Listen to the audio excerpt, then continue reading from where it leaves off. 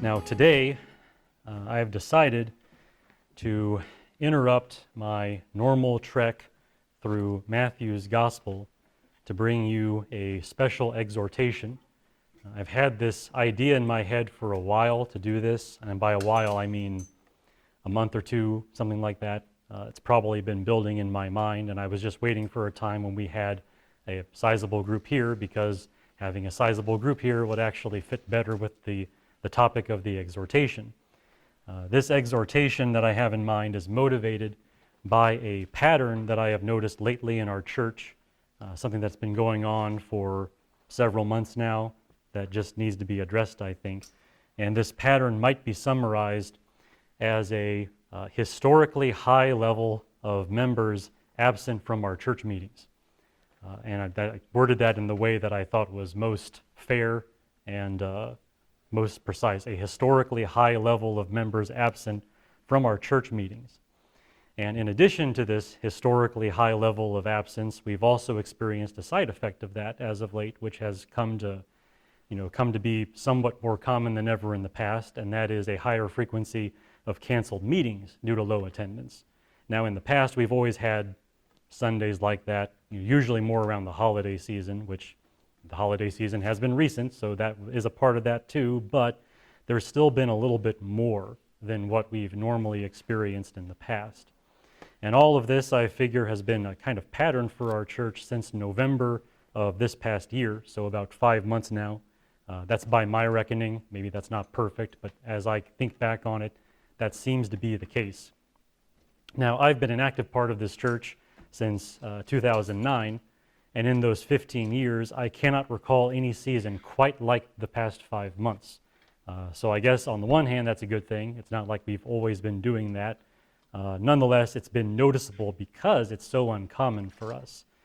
It's been a very strange season over the past several months, and kind of looking back on it, I figure it's time to address it and to give an exhortation based on it. And I do consider it worthy of some remarks at least, rather than just kind of letting it go. Now, I do believe, I am hopeful, that we are actually coming out of that season of absence and cancellation. I don't necessarily think it's going to be a permanent thing. I believe we have the opportunity, you might say, to end that weird season of absence and cancellation. I think it is quite possible to, from here on out, get away from that. So maybe just let it go. Why talk about it? Well, I'm still inclined to make some kind of public comment about this pattern. And I'm mainly motivated by the fact that forming bad habits is far easier than sustaining good habits. And that's just my observation of human nature and everything I know about me and people generally. To form a good habit and keep it going, a person must exercise a tremendous amount of forethought, self-discipline, and endurance for the entire remainder of that person's life. Which, if that sounds daunting, it's because it is. Good habits take a lot of effort to create them and maintain them. On the other hand, forming a bad habit is as easy as doing nothing. For most bad habits are just that, a failure to do something. Most of our bad habits are really just forms of negligence. And even when a bad habit is more active and pertains to doing something, that action usually comes easily as we follow our own powerful desires and basic instincts. We just kind of go with the flow of what we feel, and hey, guess what? We have a bad habit that just formed out of that. With regard to our church's meetings and our attendance at these meetings, we have had 5 months to potentially form a bad habit, unchecked so far anyway. So we've had some time, more time than I think we would prefer to have, to actually allow a bad habit to form. And so for that reason, I consider it safer to kickstart a process of reform rather than merely trust that all is well and that all will be well. I would rather give in to some of my more paranoid instincts on this and just address things that might not need the addressing, but I'm going to do it anyway because better safe than sorry, to use the expression. So with that in mind, my sermon today is called An Exhortation Regarding Church Attendance. And it is an exhortation. I do mean this to be the kind of thing that very much builds up the body here, that is very much offered in the spirit of encouragement. because frankly, as I think about some things going on, I think we could use the encouragement. So we're kind of doing that as well today. So it's very much an exhortation regarding church attendance. And if you want to know what I have in mind for today, as usual, I have an outline. I have 5 headings in that outline. So I will again give those to you just to let you know where we're going and what you can expect. I want to begin with the passage that I told you to turn to, Hebrews 10, verses 23 through 25. And I want to just do a basic exposition of the classic passage on this topic. Anytime you talk about church attendance, this passage comes up, no matter what. So we'll start there. Secondly, I want to examine ourselves more carefully in light of that passage. And I think that's a good thing to do because I think historically our church has kind of framed itself around that passage in some respects. So it's kind of to revisit our roots and see how we're doing. We're going to take the pulse of our church based on this passage. Third, I want to remind you of some analogies in the Bible for the church and what they imply about our duty to gather together. And that's going to be kind of it's going to be a lightning round, to put it that way. Not dwelling for long on any of them, but they're all common. So I don't really need to dwell on them, I just need to remind you of them and maybe draw some subtle implications. Fourth, I want to suggest 3 measures we all need to take to prevent our pattern of absence from becoming permanent. So this is the application section, hopefully. I always struggle with that part of things, but I wanted to give you something to do. So that's where the 4th heading comes in. And then finally, I want to end with another exhortation that is just based on the glory of the gathered church. And just remind ourselves of why we're really doing what we're doing and why it's worth fighting to keep doing it. Now, in the past, I have often confessed to swatting a fly with a sledgehammer. It's my way of doing things. I mean, anything worth doing is worth doing to the nth degree, to overkill. Today, I plan to swat a flea with a bulldozer. If you want to increase the intensity of that saying I have, we're going to just really, absolutely do as much as we can do this morning to talk about this trend that I have seen and give an exhortation over and against it.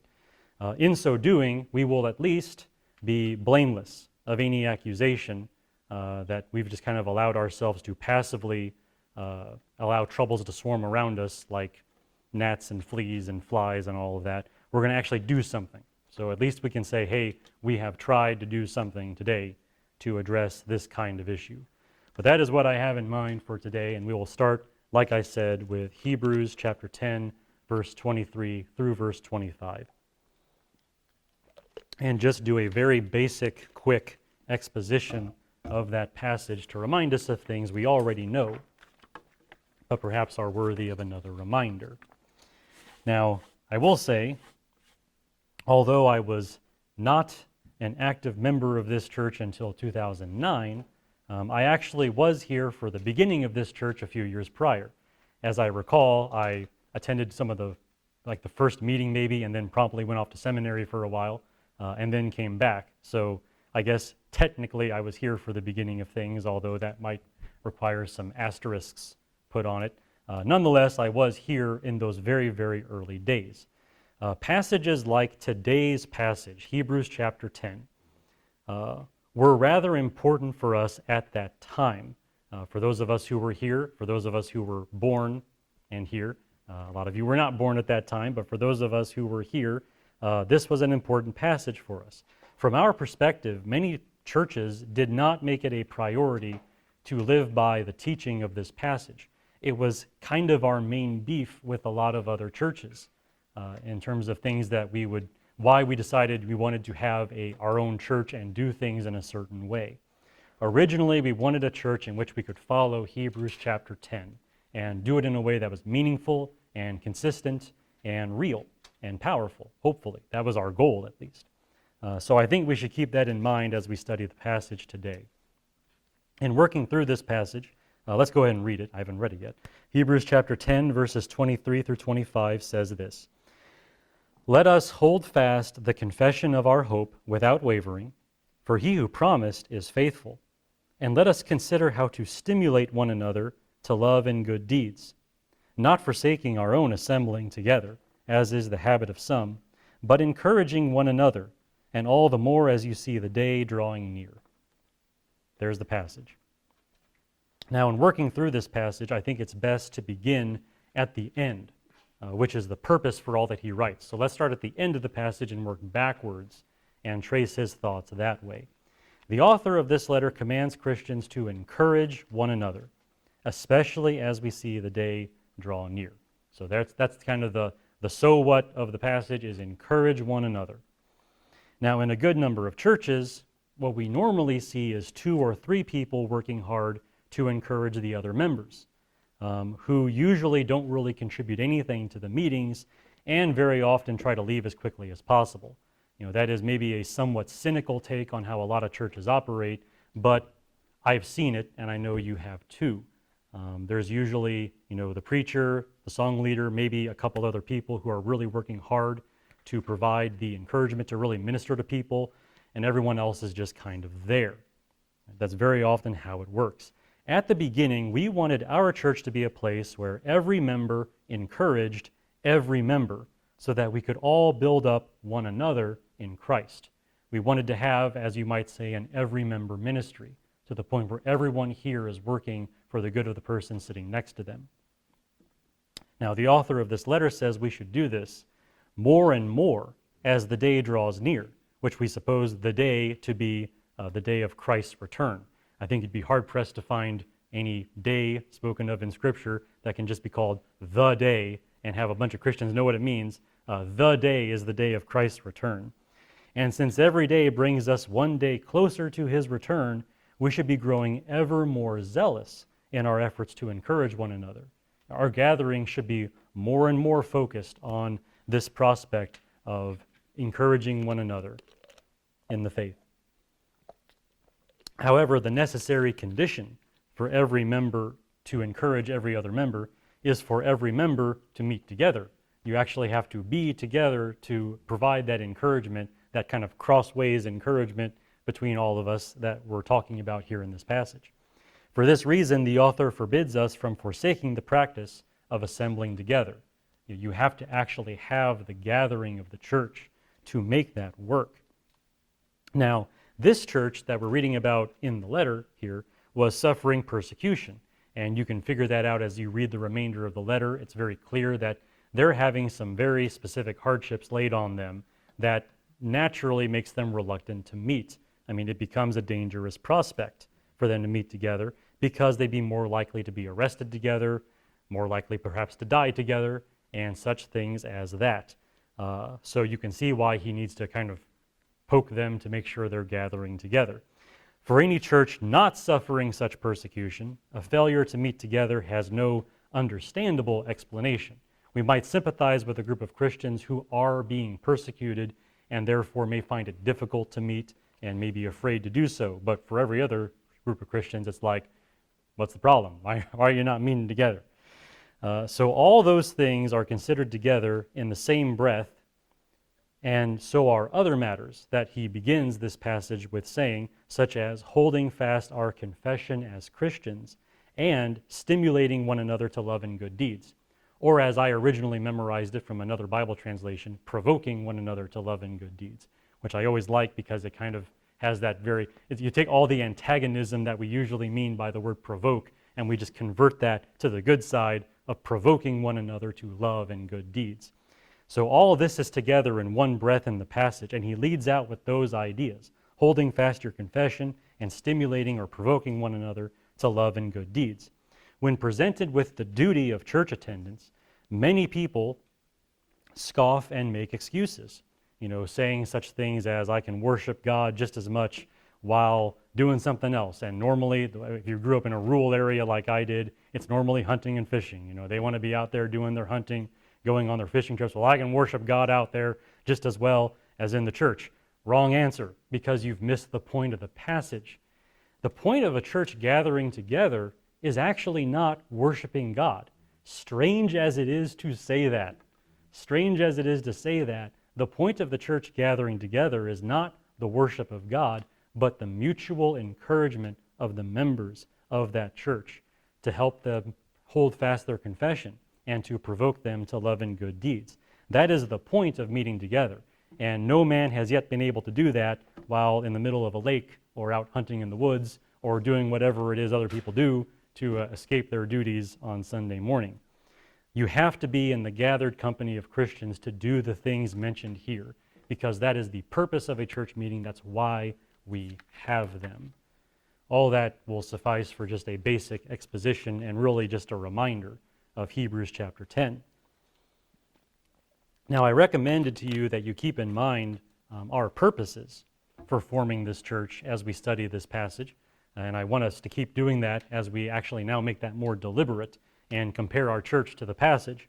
Here in my second heading, I want to do that. Let's deliberately examine ourselves. Let's take stock of our spiritual inventory and see how we're doing with regard to Hebrews chapter 10. As a church, we have always had an advantage when it comes to our meetings. I feel like in a lot of ways we're kind of spoiled.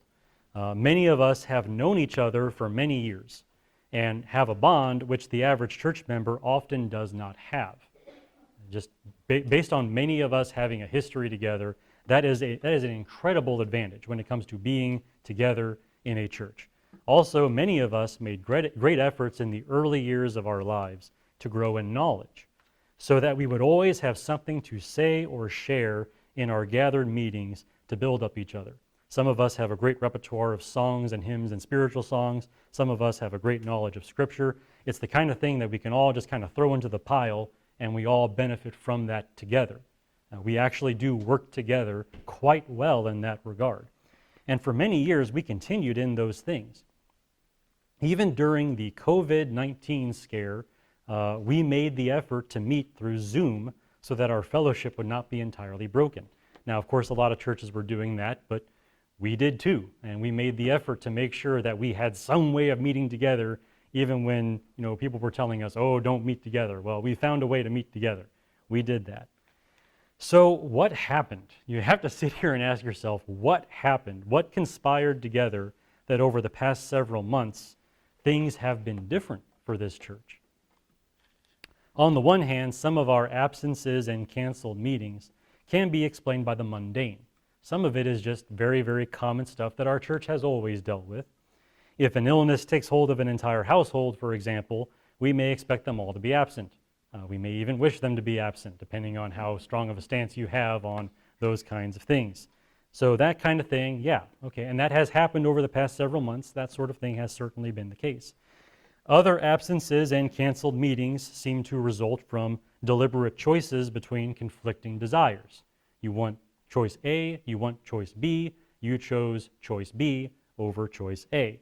Many of you, for example, have been absent due to sports events, due to vacations, due to out-of-state trips, and things like that. Those kinds of things have been very common over the past several months. And such things are not new, but they have seemed much more noticeable over the past 5 months, and I'm not the only one who has observed that. In private conversation, at least, those kinds of things have been kind of on the rise over the past several months. Finally, just to state the obvious, one of the families of our church left our church last autumn. I mean, for a small church like us, that's certainly going to be noticed. And aside from the grief of that time, which it was a very grievous time for a lot of us, aside from that, their departure also just reduced our numbers, so that any absence now has a much greater effect among us. It's just more likely to be noticed when there are fewer people here, and it's likely to have a greater effect on those of us who are gathered together. Now, while it all seems rather sensible when I lay out the causes that way, the results of these absences and cancellations have really not been sensible at all. When you break it down into its pieces, it all makes sense why things happened the way they did, but the cumulative total of all this is still a really bad situation. To start with the earliest of these troubles, the departure of one of our beloved families, we seem to have done the opposite of what should have happened. And what I myself, I don't know about you, but what I fully expected to happen at that time. My own expectation was that we would console ourselves in our grief by drawing closer together. We would actually make the effort to just bond together all the more in light of the absence of people who had always been among us and whom we love very much. Instead, we seem to see each other less often than ever. or at least that has been the case over the past 5 months or so. I don't know about you, but the absence of any person now feels even worse than it would have felt a year ago, just because, again, I feel like there's a lot of cause to just actually pull together in ways that maybe we never have before, but we haven't really done that. Another effect of these absences and cancellations has been embarrassing conversations with visitors, if I may be frank. And I'm going to appeal a little bit to your pride and shame in this, but I feel like it's worthwhile to do that because I see biblical authors doing that, so I will do it too. And if I may speak frankly about it, no one has had to do this or bear with this more than me, simply because I have usually been here, even when others have not been here. And I have several times over the past 5 months had to explain to random visitors why so many people in this church have not been here when they have been here. You know, when the visitors show up and the members don't. Someone has to tell them what's going on so that they actually believe there's a church here, even if it doesn't look like there is one. And I've had to do that, and I have felt pretty embarrassed for our church every time I've had to do it. Surely that should not ever be the case when we think about our church meetings. Surely not. And finally, if I may be like Paul and speak as a madman or speak as a fool, it is an awful feeling to be the last man standing. And again, I say that on the basis of the fact that very often I've been here or willing to meet when so many have not. In the past, I've always looked forward to our Sunday meetings. Like every single week, it's pretty much the thing I want. But nowadays, I usually approach Sunday with a kind of apprehension, at least some level of apprehension, because, very often the emotion is not, relief and joy and encouragement, which is what it's supposed to be, but discouragement to see how few people are here. And of course, discouragement is the exact opposite of what Sunday morning is supposed to be based on all that we have read. And I can't be alone in that feeling. Surely someone among us has felt the same way at some point in the past 5 months. Surely Stan Choate is not the most emotionally sensitive person in this group. It'd be a very sad testimony if that was the case. I mean, you guys know me. But, I have felt it. Surely someone else has in the past 5 months. And, to be the person who is there willing to meet and to receive text message after text message, oh, I won't be there today, I won't be there either, why don't we just cancel? And to be the last person who's kind of moving for the meeting is just a very lonely, depressing, and discouraging feeling. And I think it's worthwhile to remember that, because not just because of me, but because, again, there has to be someone else out there who has felt that way at some point. So it's not just me. I'm just using myself as a representative here. So with all that in mind, where do we go with this? And wasn't this supposed to be an exhortation? Didn't I frame it that way at the beginning of the sermon? Well, yeah, speaking of mutual encouragement and the purpose of these church meetings, I would now like to encourage you to break this terrible pattern by appealing to 4 biblical analogies for the church and what they mean for you, individually, apart from the person next to you. So this is me very much trying to speak to each of you and encourage you along these lines. I very much want to do this. This is the centerpiece of the sermon for today. So let's move through 4 analogies. Number 1, surely you expected this, the body of Christ. It's the classic analogy for what the church is. And maybe not even analogy, maybe just a spiritual reality that we can't see, but is very, very much true. Now, especially in 1 Corinthians 12, Paul has famously compared the church to a body, with Christ as its head. No rocket science there. But then every member of the church plays an important part in that church, just like every part of a human body plays an important part in that body. You need all these little things that you have attached to your brain in order to do things in the world. Well, therefore, the loss or absence of any member of a church is felt just like the loss of a body part. If you find yourself without a hand all of a sudden, you're going to notice that life just got a little bit more difficult. If you find yourself without a foot, same thing. And such should be the case, and such is the case among church members. Therefore, on that basis, I can say to you that you matter. You are important. And your presence matters because you are a part of a body. Without you, the rest of us have to lift a heavy load without a hand. We have to run a mile on one foot. We have to listen or see, missing an ear or missing an eye. Without you, that is the fate that the rest of us suffer. So on that basis, I can tell you that you matter very much and your presence matters very much at these church meetings. And to move on to the second analogy, taking it a little differently here, a lampstand. A lampstand. And I'm taking this, of course, from Revelation chapters 1 through 3. And John writes several letters, 7 letters in particular, actually, to these various churches at the behest of Jesus. The book of Revelation begins with Jesus appearing to John and telling him to write these letters. And in those letters, he likens each of those churches to a lampstand. So you need to have a light in your house, but you got to put that light somewhere, so you have a lampstand. It provides the light in your house. Now, this seems based on what Jesus told us in Matthew chapter 5, that we are the light of the world, and that people would see our good works and glorify God. So in that sense, we're the light of the world, and the church is kind of a focused point of that light. It's the lampstand. That's the role that a church serves in the world around us. It lights up the darkness. And on that basis, I can say to you again, you individually, that you matter, and your presence at these meetings matters on the basis of the church being a lampstand. Because without you, this lampstand is not as bright, and the world is, on that account, much darker than it would have been. With you present, lampstand is brighter, the world around is brighter, the darkness is chased away that much more. With you absent, that doesn't happen.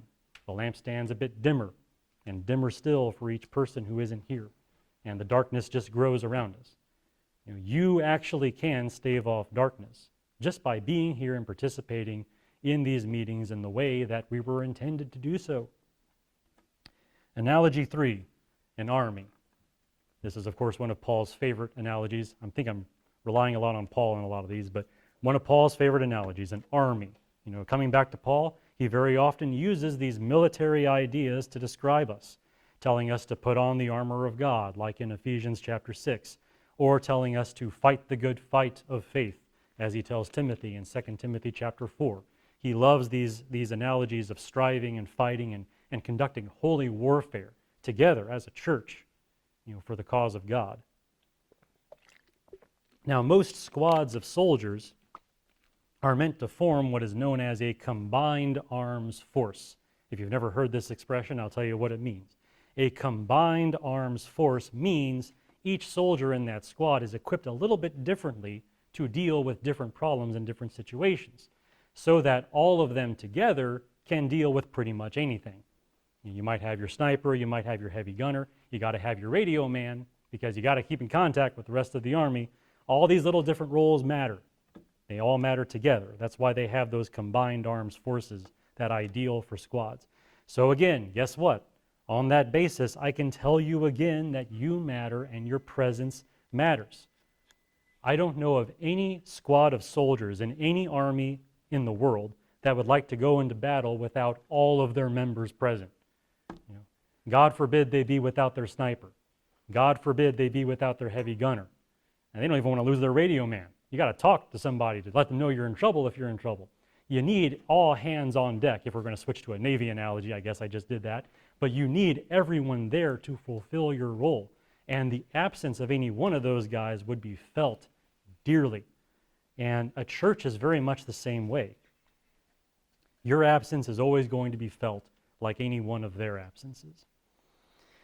Last analogy, number 4, and we could go on with these, but I just have 4 here for you, the pillar. Now this one might come out of left field for you. You might not know the passage I have in mind. But in 1 Timothy chapter 3, verse 15, Paul refers to the church as the pillar and support of the truth, depending on your Bible translation. But they're all saying something like that, the pillar and support of the truth. That's what the church is.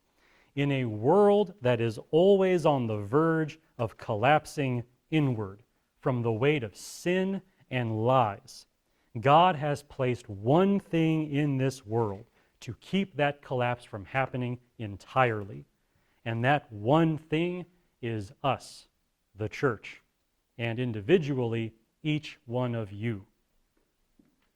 And since each one of you is, if you want to carry forth the analogy, a brick in that pillar, or at least some part of that pillar, I can tell you once again that you matter and your presence matters, just like every brick or stone in one of these pillars that we build matters. It all matters. Your absence is like a stone falling out of a foundation wall. You ever seen foundation walls or retaining walls that are crumbling? You know what's going to happen when enough of those bricks and stones come loose? You're going to see some destruction there, because whatever that's holding up is going to come tumbling down. And each one of you is like one of those stones, one of those bricks. You are holding things up. You, by your role among us, you are helping to hold things up and keep the world from just collapsing entirely into sin and falsehood. Now, as an individual, let's wrap up this part of things. As an individual, your worth is determined by two things most of all. Everyone wants to feel like they have worth, and we all have ways of talking about that. But approaching this from a matter of gospel-revealed truth, there are two things more than anything that are the foundation for whatever worth you have. One of them is the fact that Christ died for you and has made you worthy of being called a child of God on that basis. That's number one, that Jesus died for you. That makes you valuable. Number two is this, your role in this church. That is the other thing about you that makes you valuable, that gives your life worth and meaning. Even if you don't matter at all to the world around us, you do matter here because of what you are, because of what you do among us. However small you might think it is, everyone's a part of the body. Everyone's a stone in the pillar. Everyone has a role to play in the army, and everyone is just that much more light in the lampstand. It all matters. You all matter. Each one of you matters. But you only have that worth while you're fulfilling your role here, which is the whole purpose of that exhortation. You lose, so to speak, half your value every time you fail to be a part of this church. You lose half that value. And I would say to everyone, every Christian in the world, they lose half their value when they fail to be a part of their churches or any church. We're not just being territorial here and holding up our church. I mean, every church is like that. Every Christian faces that consequence of a failure to assemble together somewhere with some church. So here in my fourth heading for today, I'm going to try to be applicational, stepping out of my comfort zone to try to be applicational. But I can think of three broad measures that we can take as we try to correct the course of our church and try to make sure the past 5 months don't become 5 years or longer. Like, we can actually do some things that I think can be a course correction here. So I want to just lay these out for you, and by all means, if you can think of any more, share them. But this is just what I came up with. First, I would like to see us make more of an effort to stagger our vacations and long-distance trips, by which I mean let's make sure we're not all doing those things at the same time. Because over the past few months, I've seen a few cases in which many of us have scheduled our travels to happen all at once, and not necessarily on purpose, but just by accident, by a lack of community planning, I guess you could say, that has just happened to where a lot of us have been gone away doing stuff, and it was just all at the same time. Now, most churches don't have this problem. This is a point where we're a little bit handicapped, where we have a disadvantage. Most churches have more people, and it is unlikely that any great number of them will be gone all at once. It's just kind of the way it is that our church is a little bit different, being smaller. As for us, if we're committed to being members of a small church, we must act accordingly and make sure that enough people are here to keep the lampstand burning. enough to justify the presence of the lampstand. We've got to make sure there's enough people here to be doing that. Now, my advice is just that we make the effort to plan around each other a little bit more so that most people are not gone all at once. And that's as easy as text messages and phone calls. If you're planning a trip somewhere and you're thinking you might want to be gone on this particular Sunday, ask around and see if anyone else is planning trips on that day. Let's just make sure that there's a little bit more involvement from each other and just making sure that we're not all gone at once. I think a little bit of that will go a long way to preventing some of the problems that we've had over the past 5 months. So there's my first bit of advice for us as we try to move forward. My second piece of advice is to reassess those activities which tend to interfere with Sunday meetings. Like sit there to kind of take an evaluation of your life and the things that you do and just ask yourself, how important is all this stuff? Like, do these things really matter? And in this, I would like to make sure that I'm addressing the young people among us as well, because a lot of you, I think you have more activities, let's say, than the adults among you, and the adults here are usually managing your activities. So I want to make sure that your minds are engaged as you think about this as well. And for many of you, and this is no secret, the great example of this is your sports schedule. A lot of people here love sports. Grown-ups, kids, you all love your sports. A lot of you really, really do. And naturally, any of you involved in sports teams are committed to doing well, which makes you reluctant to miss games and practices. Each one of those you miss, you're a little bit worse, from the time the game comes around. Or if you're not there for the game, your team has to play without you, which, based on analogies I gave earlier, kind of apply there too. That is a big deal. You want to be there for those things. You want to do well at those things, and that is understandable. And yet, gone are the days when most people in our society attended church, and therefore everyone made the effort to leave Sundays free. There was a time in this country, and not too terribly long ago, where it was assumed that you were going to church on Sunday, and sports teams made more of an effort to not interfere with that just because they all knew it was important and they were all trying to get to church on Sunday. That's just not the case anymore. From my perspective, it seems more and more that athletic schedules are made in complete disregard to any Christians on the team. It just seems to be the case that as our society continues to kind of collapse into godlessness and just a lack of concern for spiritual things, that has just happened. And the world has, in these kinds of things, forced our hand in many different situations. And this is one of them, where Christians have to be making these difficult choices. It may very well be time to ask yourself if making every practice and every game is really all that important as compared to the duty of serving one another in a gathered church. And frankly, it's not hard to do the math on this and to know which one is more important. And so you just have to apply that to your own schedule and sometimes make the difficult choice in that regard. Well, finally, I have one more bit of advice here, and this one, it almost feels like anti-advice because it's just something that has to be said, but this is very open-ended. Sometimes it's just a matter of making the effort to be here. Sometimes there's nothing to be said, but just make the effort. Now, this is the least helpful thing I can say, and I admit that. It's like someone expressing how hard it is maybe to accomplish a task, or if you're trying to learn how to do something. I'm currently learning how to be an appraiser. That's been pretty hard, and you just really want someone to give you some good advice, and all they have to say is like, get good. And it's just like, oh, okay, fine, get good, great, thanks, that's so illuminating. Now I know exactly what I have to do. But sometimes get good is the answer. You just have to keep trying and get better by increments and just keep going with it. And sometimes it's just a matter of putting in the effort to do that. Now, any number of challenges arise, sometimes out of nowhere, turning a typical Sunday morning into what seems to be an insurmountable task. That is a part of life. That's a part of being in a weak body of flesh. Okay, that's just part of it. We all understand that. We all know what I mean. The temptation at those times is just to skip the meeting. We'll be there next time. Just let it go for this week. But maybe in those moments, you shouldn't do that. Maybe you should do the opposite. Again, like Paul, I will now speak like a madman. About 5 years ago, as you all know, many of you know, at least those of you who were here would know this, that's when my arthritis first started to manifest, and at that time it was untreated for like 10 months. It took 10 months to figure out what was going on and to get a proper treatment plan going.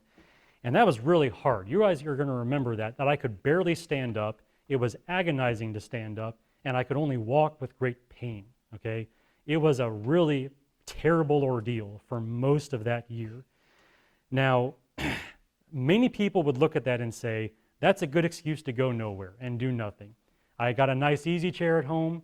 I've got a nice heating pad that is really my best friend whenever my arthritis is flared up. Just sit down in the easy chair, fire up the heating pad, lean back, relax, maybe take a bit of nap, forget your troubles for a while. Sounds great. Many people would say, you know what, Stan, if you want to do that, go ahead. You're in pain, just go to your easy chair and just be here next time maybe. But again, I speak as a madman. I was here every Sunday that year. Every Sunday. And boy, did it hurt to be here. But I made it here. I really did. And what's that come down to? You just make the effort to be here. You just make the effort because you know it's important. And I knew that if there was any encouragement for me, I was going to find it here. Like surely here, if nowhere else. The easy chair can't talk, it can't. You guys can, and you can share the word with me, and you can request the song that I needed to hear, which happened more often than once that year. Sometimes that's just how it goes. My advice to you is just stop viewing the never-ending challenges as obstacles and start viewing them as a way to show your devotion, not just to God, but to one another.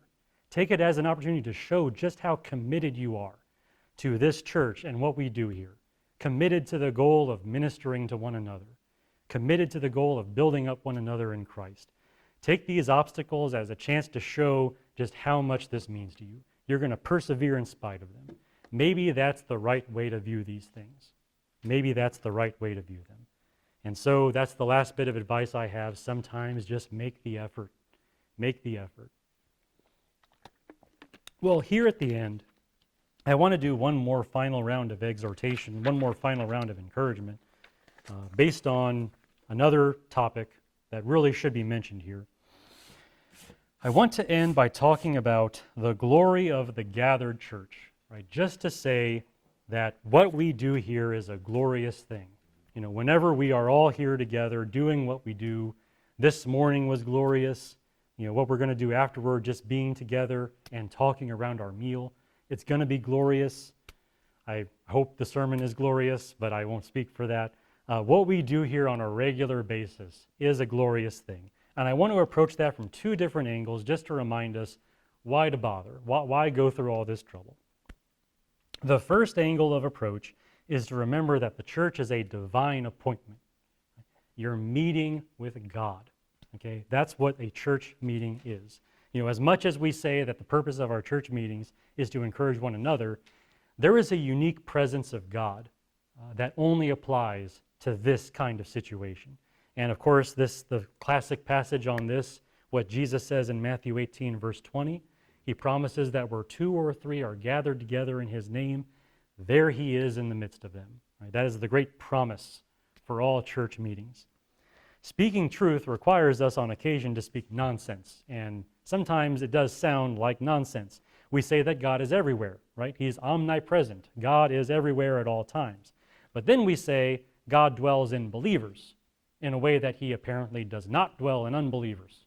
And we say that, we mean that, it's important, but then we go one step further and we say that when believers are gathered together, God is present there in some way that he's not even present in a single believer or in the whole world. Like there's some unique way of talking about the presence of God so that he is there when 2 or 3 people are gathered together in the name of Christ. Doesn't make a whole lot of sense in a lot of ways when you say that, but I think we all know what it means. I think we've all felt it. Regardless of how well we can express that theologically, I think we all know the experience of it. I think that many of you probably would not have to search your memory for long to remember a time, a particular time when you knew God was present, not because you trusted his word that he said he'd be present, but because you felt his presence. You experienced his presence. I think that if you just think for maybe 5 seconds, you'll know exactly what I mean. Perhaps it was a prayer meeting when people were praying with such great force that it was evident God was there and listening. Perhaps it was a sermon that you knew was doing a great work in everyone present, like far beyond what the preaching of the word even normally does. Maybe that was it. Perhaps you felt the veil being swept away for a moment when we were singing together, and you could just sense that everyone's heart really was united to each other worshiping God and united to God himself. Like those kinds of experiences are very real, and Christians generally know what those mean. A time when you knew that God was present, not because you trusted his word, but because his presence was palpable. It felt like you could reach out and touch him. It was so real. Now, even I have felt this, and again, I have the emotional range of what, a toothpick? I mean, I'm just not an emotional person, but I know how it feels when God shows up. And it is a great thing to have, and there is a way that that only happens whenever Christians are gathered together. And it is a great and desirable and glorious thing when that happens. And now you have to ask yourself a question. What is so important in your life that you would prefer it over the presence of God? What is so important in your life that you would choose that over this? I mean, you just have to set your priorities there. The glory of the gathered church is a very real thing for that alone. And that needs to be a factor in your decision making. But you know what? Whenever you decide in favor of attending church and cultivating these situations when God can be uniquely present, that is so worth it. It becomes something you remember for the rest of your life. Church meetings are like that, though. You get out of them what you put into them. And if we all show up and put our best into it, there's a reward for that. And it's a very real and glorious thing. Now, here's another angle on this topic of the glory of the gathered church. What we are doing now is the thing that we will do forever. People always ask, well, what's heaven going to be like? What are we going to be doing? Well, it's going to be something like this. We know enough to know that. Some of you may know that the Greek word used by the New Testament, which we translate as church, is just the word for assembly or gathering. Ekklesia, it just means a gathering or an assembly. That's it. A church is a gathering. It's an assembly of Christians. We know precious little about the age to come, but we do know this. The church of Jesus Christ will forever be a church assembled in God's presence. Not for no reason is the primary description of what we are, the church, the gathering. Let me just read a passage for you. This is from Revelation chapter 7, verses 9 through 17. This is a description of what I mean. After these things I looked, and behold, a great multitude, which no one could count, from every nation and all tribes and peoples and tongues, standing before the throne and before the Lamb, clothed in white robes, and palm branches were in their hands. And they cry out with a loud voice, saying, Salvation to our God who sits on the throne and to the Lamb. And all the angels were standing around the throne and around the elders and the four living creatures. And they fell on their faces before the throne and worshipped God, saying, Amen. Blessing and glory and wisdom and thanksgiving and honor and power and might be to our God forever and ever. Amen. Then one of the elders answered, saying to me, Then one of the elders answered, saying to me, These who are clothed in the white robes, who are they? And where have they come from? And I said, My Lord, you know. And he said to me, These are the ones who have come out of the great tribulation, and they have washed their robes and made them white in the blood of the Lamb. For this reason they are before the throne of God, and they serve him day and night in his temple. And he who sits on the throne will spread his tabernacle over them. They will hunger no longer, nor thirst any more, nor will the sun beat down on them, nor any heat. For the Lamb in the center of the throne will be their shepherd, and will guide them to springs of water of life, and God will wipe away the tears from their eyes. So you have, what's the image of eternity? A huge gathering of this great multitude there before the throne of God, forever, worshiping, doing this. I mean, this, what we're doing here, that on a larger scale is what eternity is going to be like. Now, sometimes we crave something so badly that we cannot wait, and we need some little portion of it to tide us over, whether that's dipping some of that cookie dough out of the bowl before you bake the cookies. You just got to have a taste of it right now. Sometimes, you're watching the trailer for a movie you want to see, but it's not out yet, so you're like rewatching the trailer over and over again. Oh, it's going to be awesome. Things like that. We do that. Humans do that kind of thing. If we have to wait for something good, we try to find some way to get some small part of it now. That is the church meeting. Okay, that's what we're doing every Sunday morning, as often as we meet. This is a foretaste of that one great gathering which will never end. And on that basis, I say, as the Bible says, do not despise the day of small things. That's from Zechariah 4:10, if you're wondering that. Do not despise the day of small things. We have a small church. There's not a whole lot we can do. We try to do a lot out there, but there's not a whole lot we can do, but we try.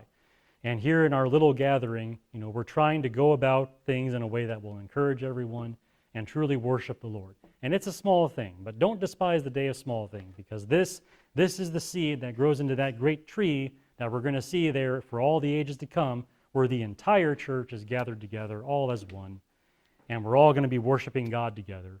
And there's not going to be need for us to encourage one another, because God's going to be doing it himself.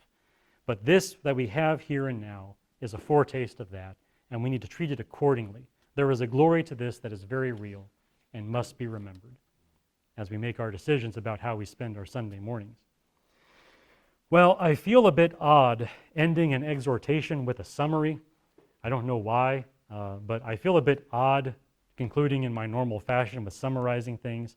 I also feel strange ending an exhortation with an exhortation, because the whole thing has been an exhortation. So the two ways that I normally end my sermons just don't seem to work. So instead of any of that, let's end with prayer.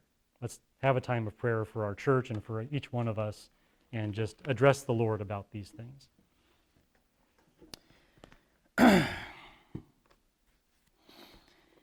Well, Father, I do thank you first and foremost just for so many of us gathered together here today. It is always a welcome sight whenever we're able to gather together like this, and especially after days where, for one reason or another, it's been just harder to do that and has not happened as much as we would like or hope. So I do thank you for this today, and I just ask that you help each one of us, starting with me, now that I've been the one to stand up here and, presume to encourage all of your people with sermons about how good it is to be here and how necessary it is. Please help me to live by these things and to be attentive to my own Sunday mornings and my own doings. But I do ask that for everyone too.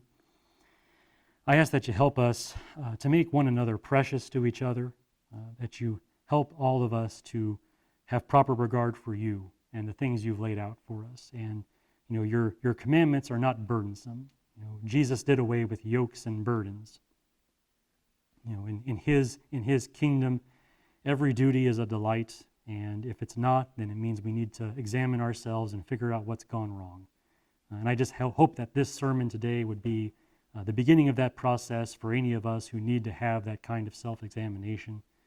And I just ask that as a church, we would do the things that a church does, and that we would get back to it, that we would have done with these kinds of difficulties, and just have done with making choices that lead us further apart, and that you would make us more of a body, more of a lampstand, more of an army, more of a pillar. I just ask all this in the name of Christ. Amen.